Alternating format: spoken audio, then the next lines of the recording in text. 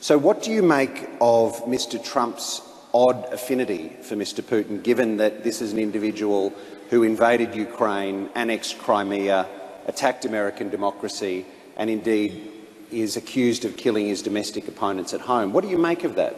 Well, I think, Michael, by their deeds shall ye know them. And actually, when you study what the Trump administration has done since it came into office, and you look at the way they've handled the Russian problem, and you're right, it is a problem. Russia is revanchist. Russia does feel that Mr. Putin certainly feels that the loss of the Soviet Union was a great tragedy for his country. He is trying to re-establish a zone of influence by all sorts of means, some of them, I think, underhand and dangerous. Actually, the Americans have been resolute in maintaining sanctions in respect of what that Russia did in Ukraine.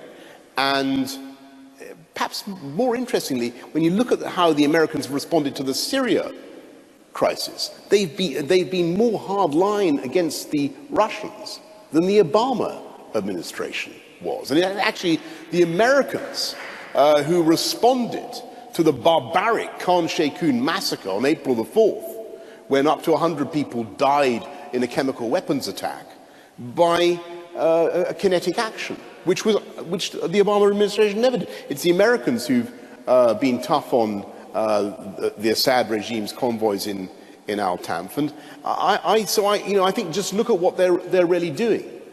And is it fitting and right for the President of the United States to have any kind of personal relationship with Mr.